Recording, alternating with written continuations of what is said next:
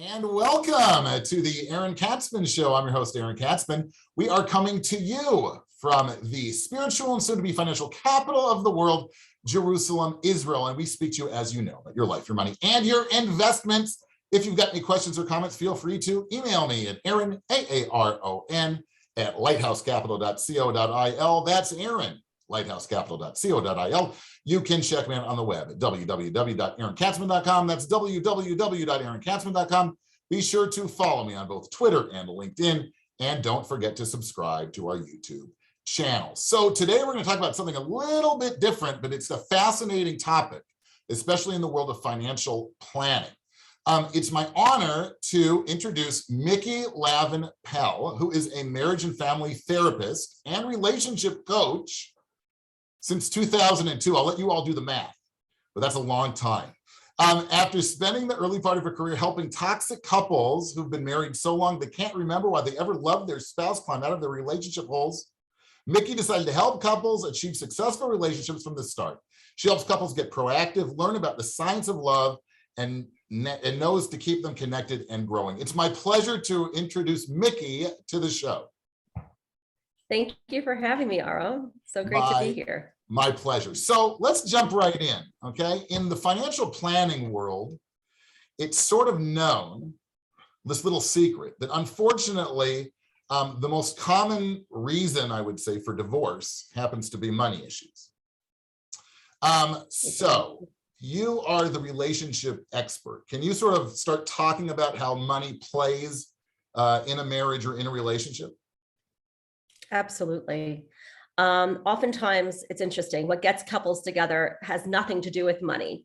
If anything, oftentimes when couples are dating, they're just focusing on the feelings and, wanting to be together and having fun and having similar interests.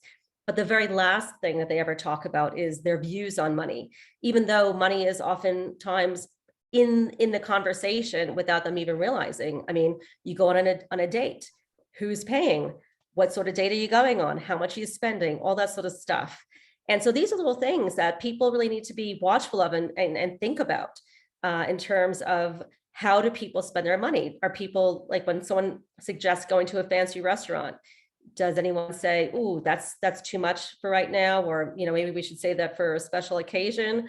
Or is that something that people just splash out again and again, and just money just goes like water? So everyone has different ideas about money, but not everybody really talks about it openly. It's in the air, but it's not on the table. It's really funny, I'll sit in a meeting sometimes. I also do, obviously I invest money for people. I'm a financial advisor, but we also do our fair share of budgeting. And more than once, I've sat with a couple, and then all of a sudden, one of the spouses asks the other, "Can you go out? I think the meter is running out. Can you go out and plug the meter?" And then all of a sudden, out comes the remaining spouse comes and just pours it all out on the table to me. Now, these obviously, you work with people like this, but give us a tip maybe at the beginning when people are still dating, right? They're in the beginning of the stages of their relationship, how they can sort of get together and merge sort of two cultures together in terms of how to look at and how to treat money. Yeah, absolutely. I think the first thing is to really share your emotional history around money. Really share how your parents do things. I know in my family background, my husband and I have vastly different ideas about how we do money. My husband's family are very war-driven, even though they don't suffer, thank God, but my mother-in-law will have one tea bag and she'll share it around the whole family because the war is still very much ingrained in her mind. And I come from my husband's more European. He's from a European background. I'm from an American background where money just goes like nobody's business. And so we really had to think about how to merge our different ideas. So when you talk about your history, your emotional history with money and what money meant for you, that's a really important thing. Some people have money thrown at them like nobody's business. And that's the way they're shown love, but that's not how they really wanted to feel loved, right? And so there's a lot of mixed messages around how money is dealt with.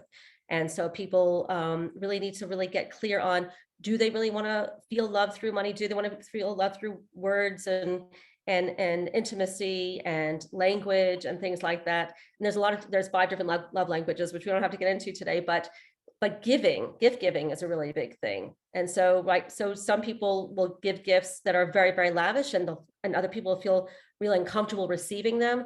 So really being able to have conversations about how you want to give and how you want to receive, and how your family dealt with money, how you viewed money.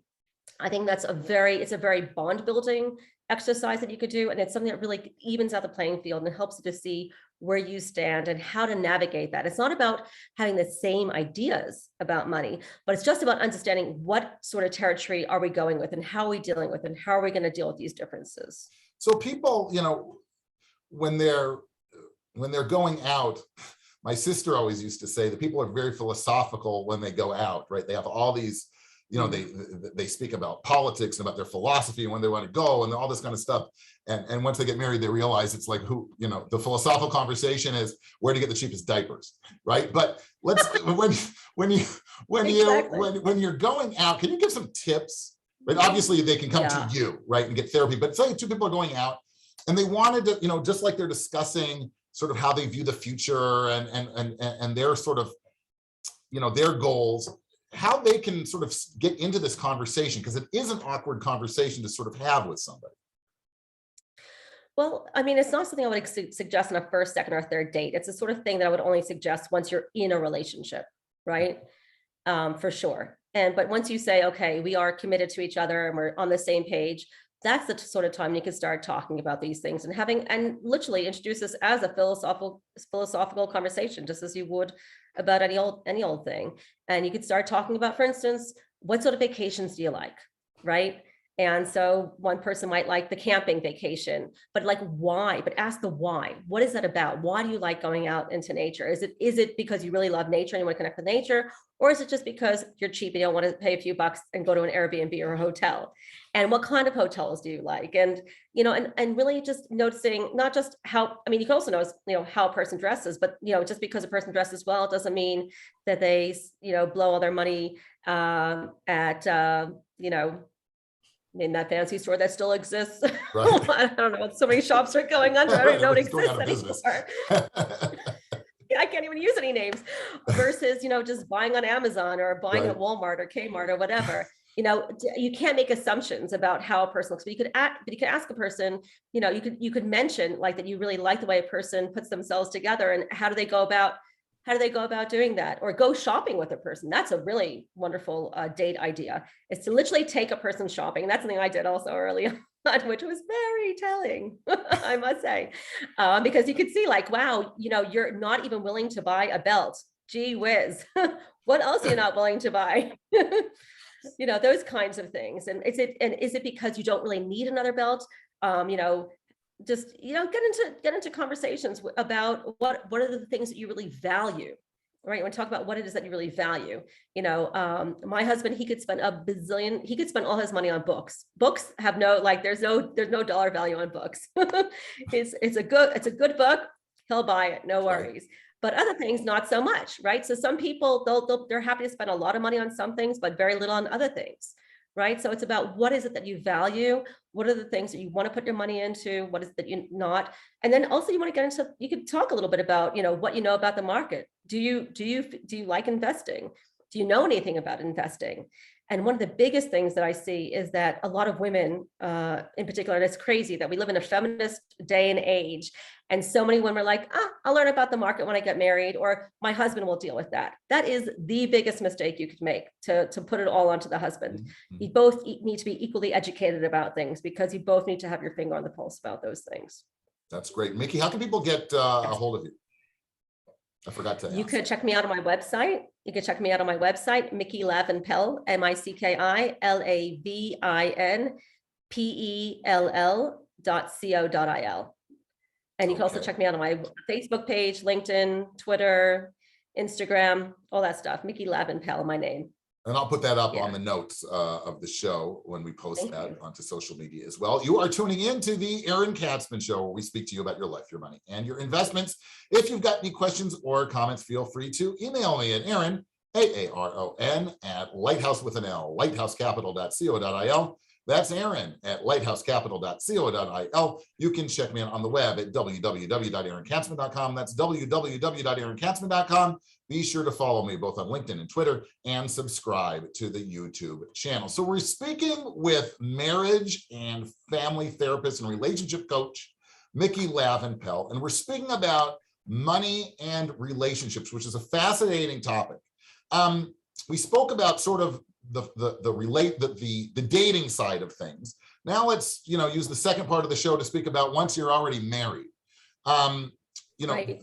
There are a lot of people out there who believe that you should have a date night once a month, and that date night is like sort of a budgeting date night to sort of really make it romantic. Let's speak about how much money we're spending on tuna fish this month.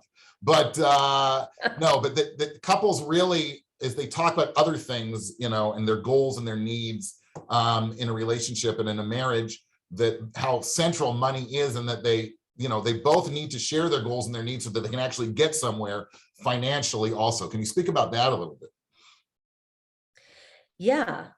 So basically, having a date night I don't know if I would spend every date night talking about your budget, but definitely at least having maybe a quarterly date night talking about your budget. But I would also really, and this is the sort of thing that's also changing all the time, like how you were when you were dating can also be vastly different to how you are when you're married and when you actually have financial obligations. I mean, people might be very fluid with their money when they're going out on dates and, just want to, do lots of fun stuff. And then all of a sudden it's like, wow, you got a mortgage and you got school fees and you got all these sorts of things that you have to deal with, diapers and what have you. And all of a sudden you have to really buckle down. So it's really about, I think, when it comes to budgeting and talking about your budget, it's about thinking about, okay, what are the have-tos? And then how can I also put some money aside for having the rainy day stuff and also having fun stuff, for the two of us, being able to go away for the weekend every once in a while, making sure that you have parents or family friends, or even do a swap with another couple. Like you could look after their kids. You don't mean that exactly. Your kids. I don't mean that exactly. I do mean that exactly. Okay. No, I don't mean, no, I don't That's mean, a TV show. We're not talking about that TV show. Yeah. No. I'm talking about each of you taking turns to look after your kids. That's what I mean. Sorry. Sorry to not be clear. Yeah. Each of you take turns going away for a weekend and looking after each other's children. I'm not talking about, this is not going to be all the time. It's going to be once in a while, once a year, even to do that. So you can have some vacations with the family, some vacations with the kids, but having a lot of fun injected into your budget, I think, is a really important thing. And things don't have to be super expensive. I think what we learned from COVID is that you could do so much fun stuff at home. One of the things that we got really into is we do mosaics in my house, which is like a little bit different to a lot of other people, just, watching Netflix. Not that there's anything wrong with that. But it's just thinking of activities, think of, food activities that you could do, or just finding things on YouTube that you can make or do that really creates a lot of bonding, right? Things that don't take a lot of money, but where there's fun really built around it. I think that's really important. And I would assume that I guess, just like we communicate with each other about other things, we need to communicate with each other about money, right? That's the most important thing. And I think too often what I see is people don't. That's like the one issue they don't really want to communicate with. And that's sort of where relationships get into trouble. Well, so I have a lot of ideas about that. And something I've seen a lot with the couples that you have one person who's really comfortable with money and comfortable with talking about money, and the other one's like really not, where money was just this very taboo thing.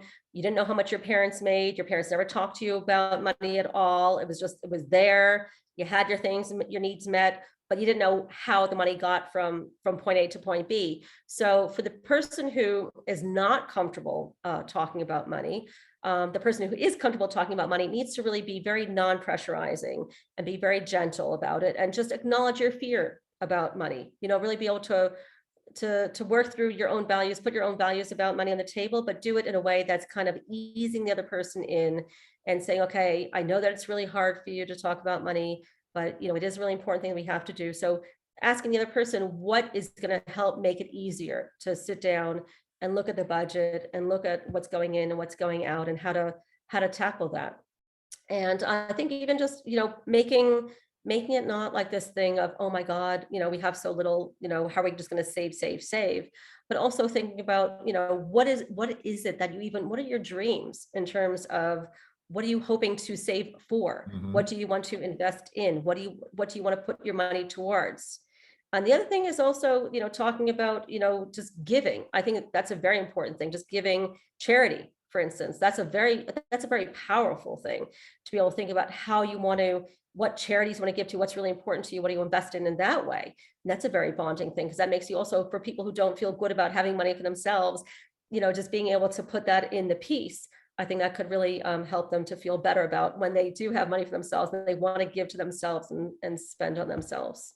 That's great. Yeah. I love that. I like that last part about the giving. That's fantastic. Micki, once again, how can people get in touch with you? Yes, so it's my website is the best way. Micki Lavin-Pell, MickiLavinPell.co.il. Micki, I want to And thank you so Facebook. much for coming on the show. It was great. I think we might want to have you again. It was really interesting. Absolutely, with pleasure. You have been tuning into the Aaron Katzman Show. I'm your host, Aaron Katzman. We speak about your life, your money, and your investments. If you've got any questions or comments, feel free to email me at Aaron, AARON, at lighthousecapital.co.il. Check me out on the web at www.aaronkatzman.com. Be sure to follow me on both Twitter and LinkedIn. And don't forget to subscribe to our YouTube channel. Thanks so much for tuning in, and we'll speak to you all really soon.